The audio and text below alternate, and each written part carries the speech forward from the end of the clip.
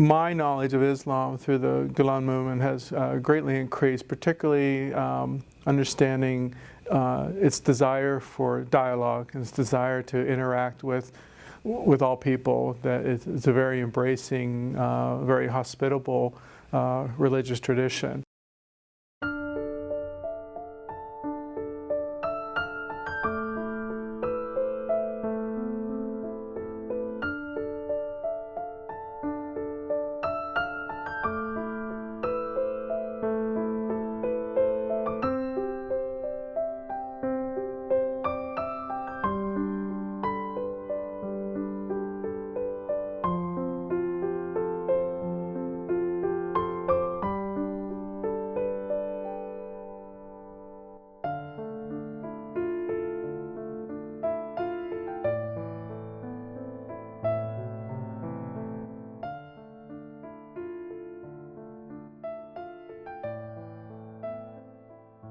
Dr. James Puglisi, and I work at the campus ministry office at St. Edward's University in Austin, Texas, or a Roman Catholic university. And I also serve on the advisory board for the Dialogue Institute of the Southwest here in Austin. I have not had the opportunity to meet Mr. Gülen. I would like to. He actually lives in my home state, Pennsylvania. But from the writings I've been able to enjoy from his that he's written, I find appreciation for his the intellect that he brings to the interfaith movement, his promotion of citizenship, I believe, of people being involved in their communities, whether it's from their faith perspective, whether it's Islam, Christianity, Judaism, whatever, but that we bring our values into our life in the community, and then that's a good thing. We are all valued-centered people. So I find that a very positive thing about him.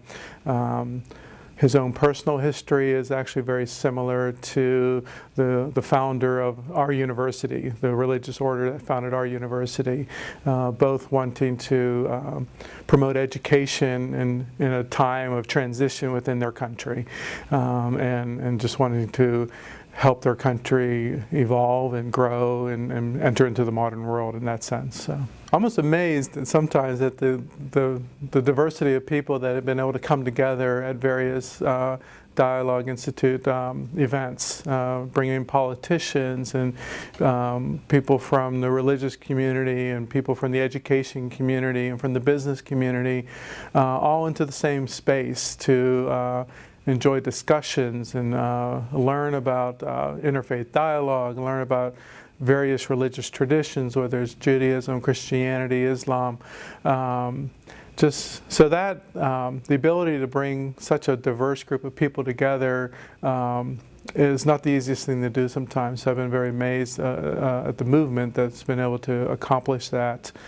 I think some of the most important contributions that Fethullah Gülen and the movement, and particularly in the Austin community, has contributed is the ability to bring a diverse group of people together, politicians, educators, people from the religious communities, people from the business community, to bring all those people into the same room to enjoy events around dialogue, to understand what dialogue is, to learn about religious literacy, to understand, know a little bit more about Islam, about Judaism, Christianity, whatever the religion is, just increasing that religious literacy, which is something that I think is very vital, particularly in the United States. So I think that's one of the primary contributions that I've really appreciated.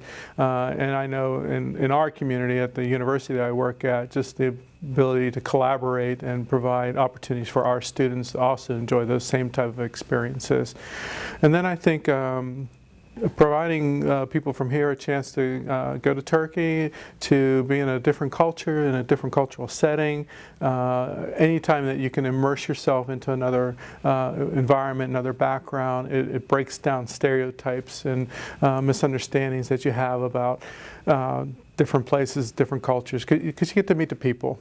And when you dialogue with people, you find out that we're all pretty much the same. We're mostly interested in about raising our kids, making sure we have a good job, a good place, place for our family to live, those the things of life. My knowledge of Islam through the Gülen movement has greatly increased, particularly understanding its desire for dialogue, its desire to interact with all people, that it's a very embracing, very hospitable religious tradition, which is not always what we hear in the media in the United States. So I believe, from my experience, it's provided a very moderate view of what Islam is about, and it's not just about the teachings and the writings, it's the experiences that I had with those who, in a sense, follow Mr. Gülen.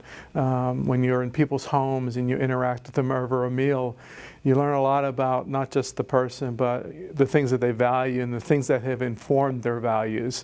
And so it's built a lot of trust. So I have found the opportunity to learn about Islam through the Gülen movement has been invaluable for me, and particularly in my work, where I work with religious diversity within our Catholic campus. I think the role of whether Muslims should have dialogue with non-Muslims, I think it's a very important activity. There's one of the leading voices in the United States around interfaith dialogue is a gentleman, Ibn Battuta. And I recently heard him quoted as saying, if you're not in a room with somebody that you disagree with, you're not in dialogue.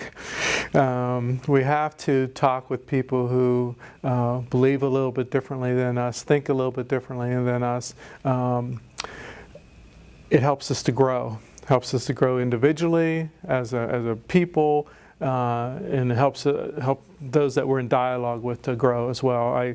I work on a Catholic campus, and we're very much involved, very much interested in developing our own Catholic identity as a Catholic Christian. And the more I talk with people of other religious traditions, Judaism, Islam, the more I learn about Christianity. And I think that's vice versa.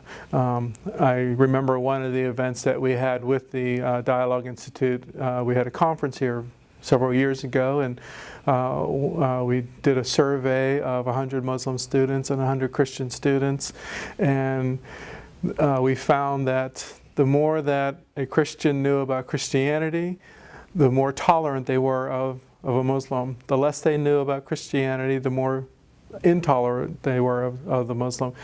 For the Muslim, the more they knew about Islam, the more tolerant they were of the Christian, and the less they knew about Islam, the less tolerant they were of Christians. So knowledge is so important to break down misunderstandings, both within ourselves and people coming from other traditions. It is, I think it's one of the main doorways to not just religious tolerance, but a world that people live together and thrive together, not just tolerate each other, but actually help each other to grow. I think the use of education within the Hizmet'e movement to strengthen their communities is a very important thing. And I think the ability to create environments where students can advance intellectually, but also have the mentoring of values, not necessarily teaching certain things, but just having role models of people that live, good lives, that have a positive influence in how people would live.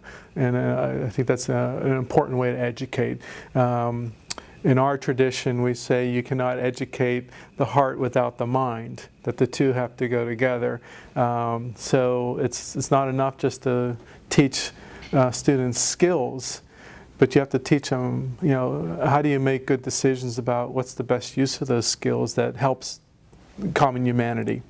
So that comes with good role models, teachers that are able to model good living, family values, just a way to live in the world.